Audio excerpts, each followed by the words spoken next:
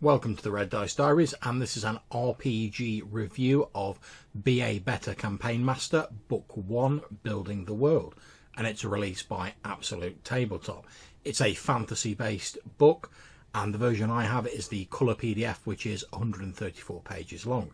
It costs $5.95 US from Drive-Thru RPG, link down below, and that's about £4 in British money.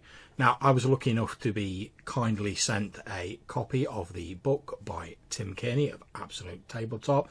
The book is system neutral. A lot of advice in it would be useful for budding world builders regardless of their system of preference. So let's have a look at what's actually in the book. We start off with the foreword, which is written by the primary author of the book, Barker of the YouTube channel Be a Better Games Master, and it gives you a bit of background related to the author's own history with RPG world building, which I think is nice because it makes the book kind of seem a little bit more personal. The coffee-stained notepaper effect used on the foreword is quite cool as well. It reinforces the theme of this section without getting in the way or making it too difficult to read the text.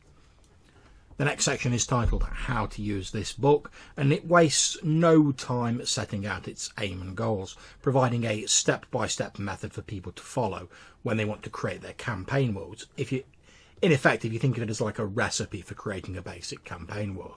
Now, I like the idea introduced here and featured throughout the rest of the book, where two icons are used to denote slightly more realistic options and more high fantasy or magical options.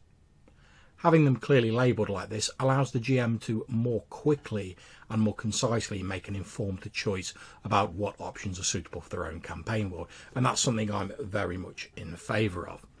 We then move on to the Drawing Coastline section, and this is the first main chapter of the book. It's fairly short, being only half a dozen or so pages long, a trend that continues later on in the book. However, this does feel like the ideal size for the information being presented.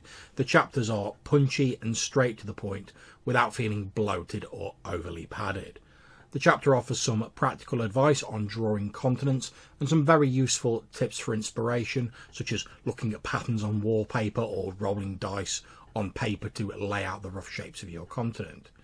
Each page is clearly laid out with a single graphic example, an intro paragraph, and a few tips for creating the type of continent, i.e. single landmass, archipelago, etc. that you want for your map. During this chapter, we start to see the author building his own campaign world called Enchia. Sorry if I pronounced that wrong, Barker.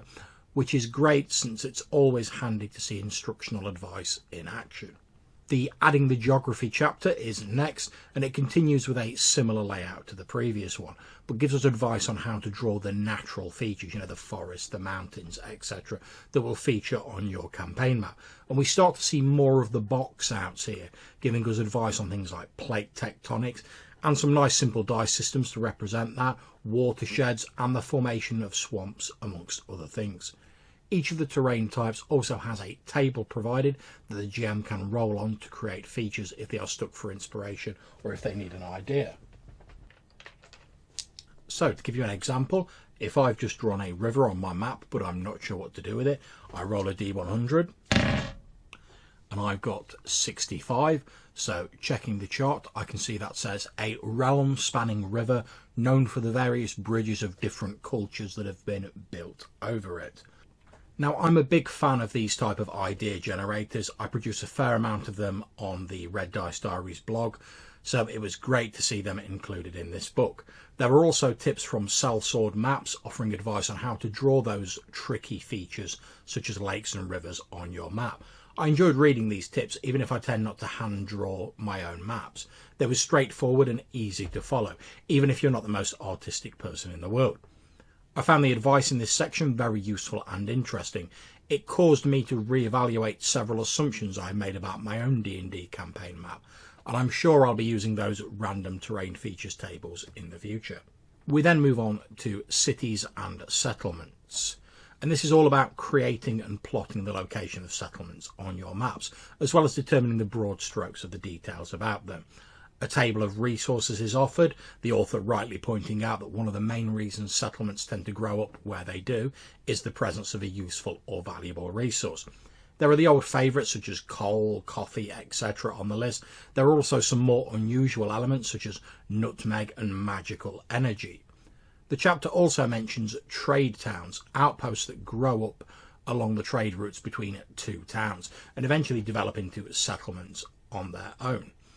This is pretty much how I've portrayed the main town of Battlebridge in my Three Brothers campaign, so I very much enjoyed reading this section. The type of construction method used by the author in the book seems to be a top-down method, where the basic layout of the map, along with the towns, cities, etc., is laid out in advance, and then the details are filled in later.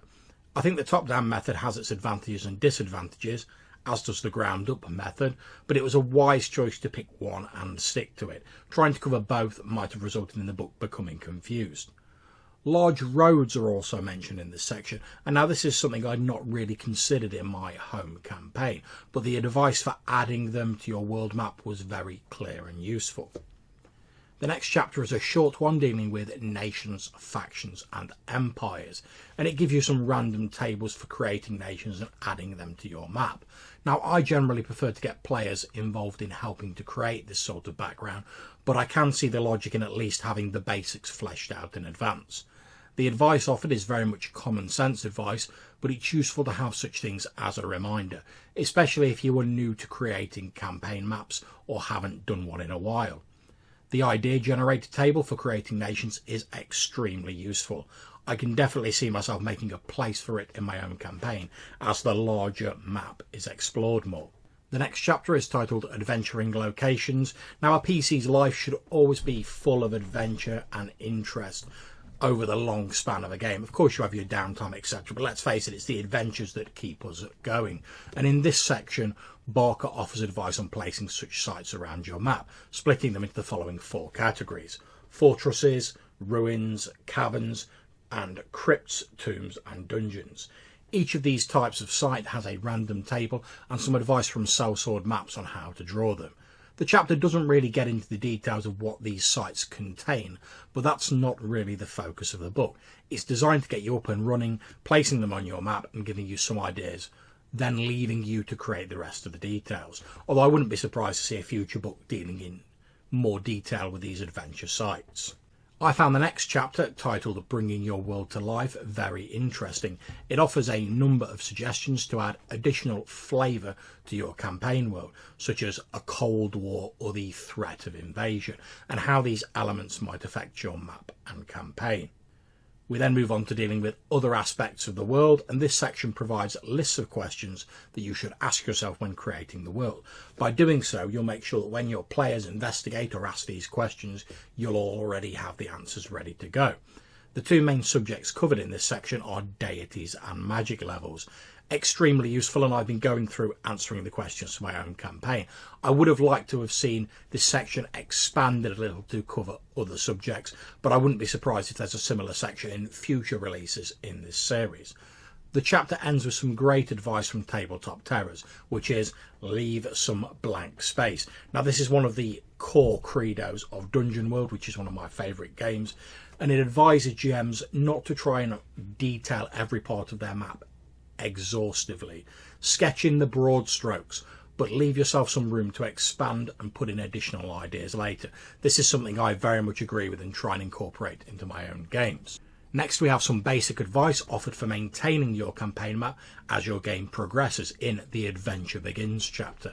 This is all common sense stuff again, such as start small and build on it, but it doesn't take up a lot of space and it rounds off the main part of the PDF nicely. Then finally, we have the world building worksheets, a questionnaire and some sample maps. Now, this is a really nice way to round off the PDF. These nicely laid out worksheets allow you to record details of adventure sites, settlements, etc. and they will be a useful addition to any GM's campaign portfolio. Although a lot of the visual element of my current campaign is planned out, I'm actually tempted to see if I can work out some way of using these sheets with it to make it easier to reference during play. They really do look that useful. You'll certainly find them useful if you're still rocking that paper and pen look for your campaign notes. The last handout is a list of the questions featured earlier on in the book with a few extras added, and answering these will just help to fill in some of the details of your campaign world, and having it on the sheet makes it a doddle to reference. I'm very much a fan of this, and I've printed one off for my Three Brothers campaign. In fact, I was filling it in earlier today. So, in conclusion, it's difficult to make a mark when you're bringing out a campaign or world building book, precisely because it's a very well trodden ground. There are numerous books out there dealing with the subject. However, I think that by being a short, no-nonsense primer that a GM could easily carry around and reference, Be a Better Campaign Master has managed to carve out a niche in a very saturated market. The artistic advice is very useful, although perhaps more so to those creating maps by hand, but the random tables and advice for terrain placement would certainly be useful to many people, with additional value offered by the worksheets and surveys provided to print out at the back of the book. Another element worth pointing out is that the book asks questions at the bottom of each page, and these really get you thinking about your world and how it works. This is a great use of the page footer and a nice little extra detail.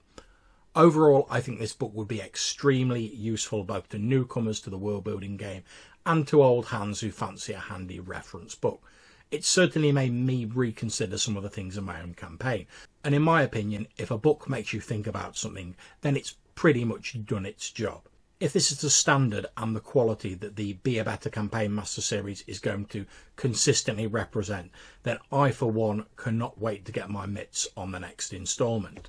So there you are. I hope if you've enjoyed this RPG review, you'll consider clicking on the red dice to subscribe to our channel. You can catch up with us on all the normal social media, Facebook, Twitter, etc.